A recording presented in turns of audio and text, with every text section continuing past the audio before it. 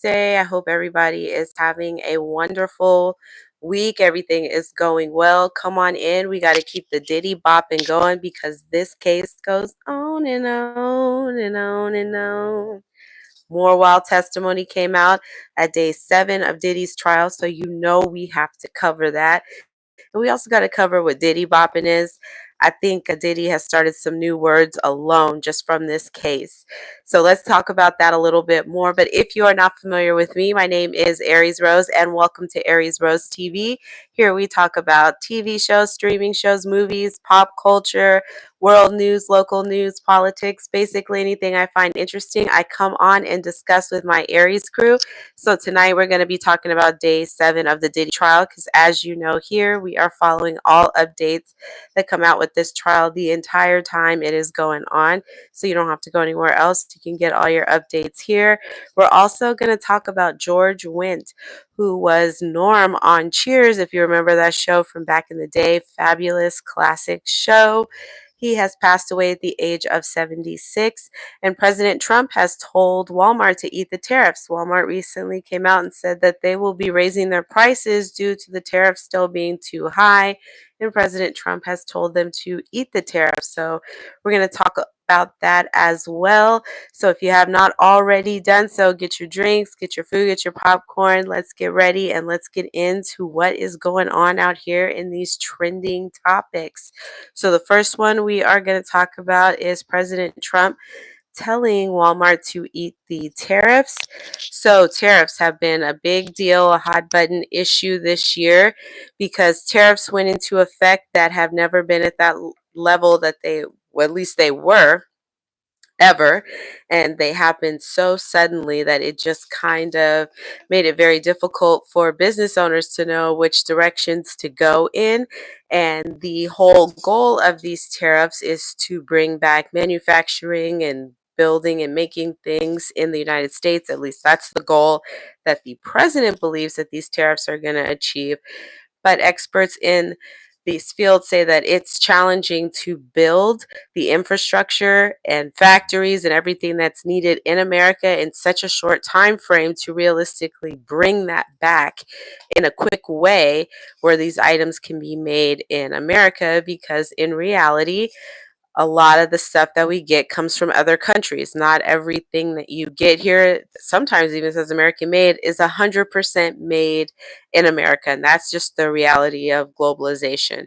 So we do rely on trade with other countries. And when those tariffs went up, that affects people obviously having those having the money to put aside, because when you're doing business you're planning ahead based on what things are right now, and nobody foresaw these tariffs being the rate that they were or changing as quickly as President Trump put them into place.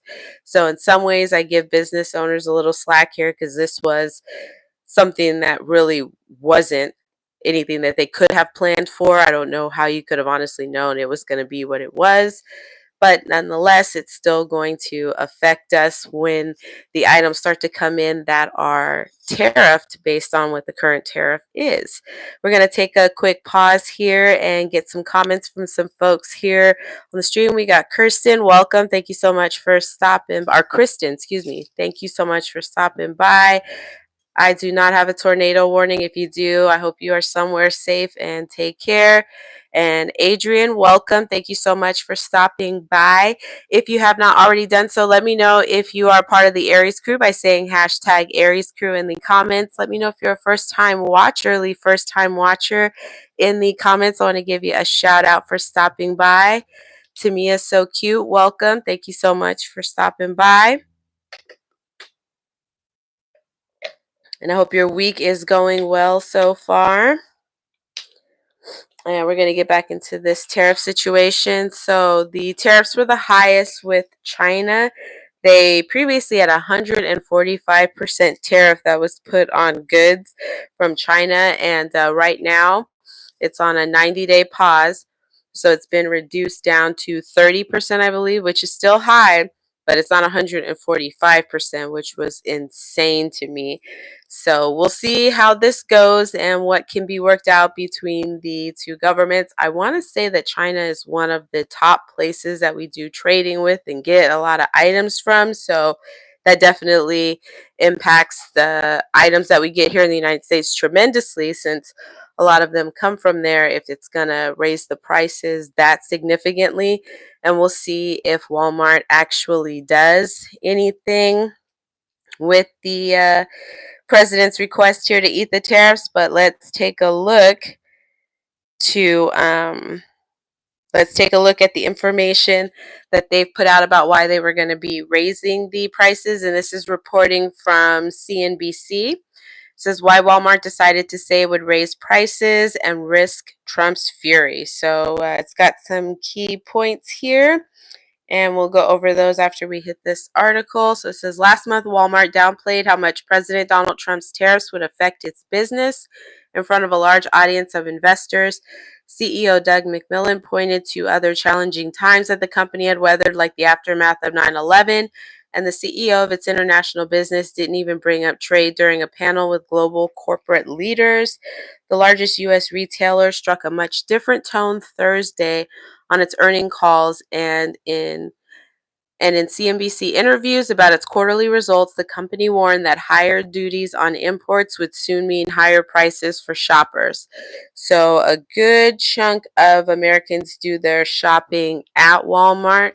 It's some of the most affordable prices, and in the economic times that we're experiencing right now, when folks are looking to try and save money wherever they can, it's a place, you can typically go get groceries, get clothing, electronics, other types of items that you need at home or need for different things. So it's kind of a one-stop shop depending on which type of Walmart that you are closest to or that you shop at.